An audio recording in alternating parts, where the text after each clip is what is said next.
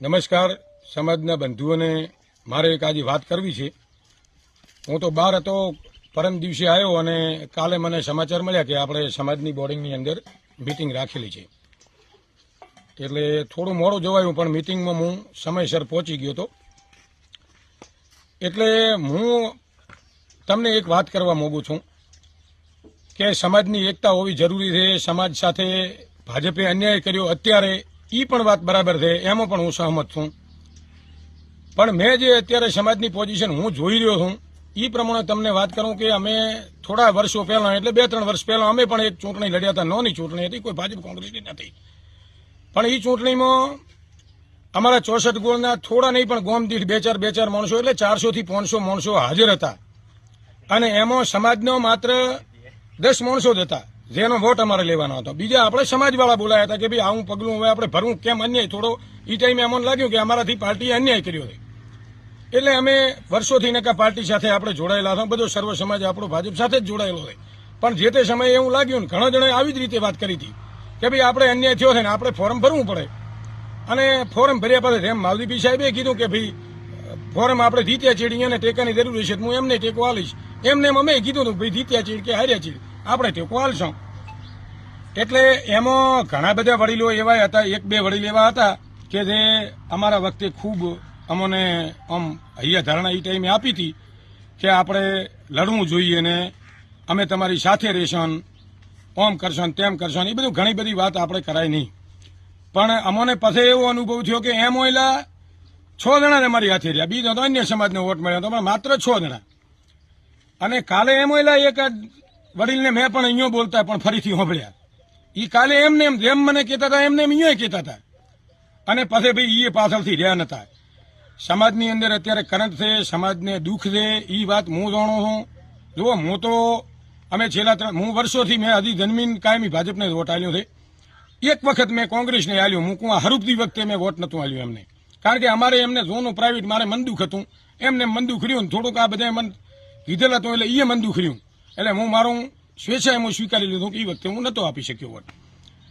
પછી આપણે માની લો કે રેખાબેન માટે આપણે બધાએ થઈ એટલી મહેનત કરી, પાર્ટી હાથે જોડાયેલા હતા એટલે આપણે પાર્ટીમાં મહેનત કરી। હવે કાલની વાત એવી છે કે ભાઈ આપણા હાથે આમ અન્યાય થયો ને આપણે અપક્ષમાં ફોર્મ હવે રાખવું જ છે।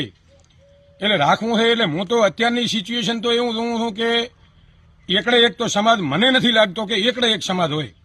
હવે ગોમ દીઠ માની લો કે હો વોટ, ગોમ દીઠ હો વોટ એ ભાજપમાં થાય સમાજનો, અને સમાજ જોનો મોનો ઘરે બેન વોટ આલે તો એમાં માવદીપી સાહેબને મોટું નુકસાન થાય ને સમાજનું એથી પણ મોટું નુકસાન થાય।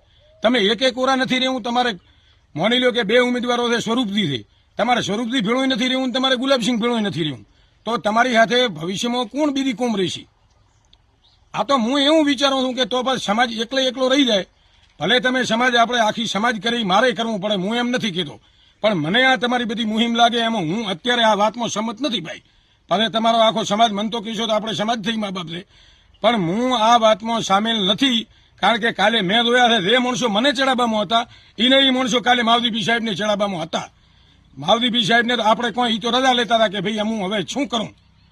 તો હું તો સાહેબને વિનંતી કરું છું કે સાહેબ તમે તો હવે ઘણા જૂના રાજકારણી તો અમને અનુભવ થયો છે, એટલે હું તો કહેવા માંગુ છું કે આ વાતમાં ભાઈ મારું માનો તો તમે સમાજને મહેરબાની કરી અને સાચી સલાહ આલો ને તમે પણ વ્યવસ્થિત મૌન ઉભો મળતો હોય, કાયમ પાર્ટી સાથે જોડાયેલા છો, તમે થતા છો તો હવે પાર્ટીમાં રહો ને સ્વરૂપજીને મદદ કરો। આ મારું આવું માનવું છે।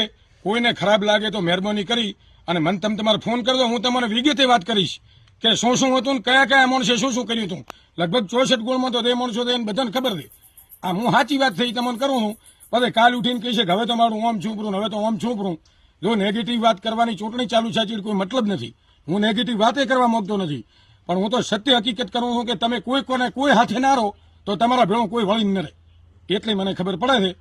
અને ભાઈ તમે બધા પરિણામ લાવી શકતા હો તો એમાં તો પછી હું ટૂંકો પડું। આ તો મારી વાત હતી, એ મેં તમને વાત કરી છે કે આપણે સમજી વિચારી અને પગલું ભરવા દેવું છે। અને હું તમે જે કાલે મિટિંગ કરી છે એમાં આવ્યો તો લેટ ને કે મારે વાત અહીંયા રાખવી હતી, પણ ઘણા વચ્ચે હું તમને કોણ પડે તમને એવું લાગે કે ચમા હું કીધું, એટલે હું મારી રીતે આ તમને મેં વાત કરી છે।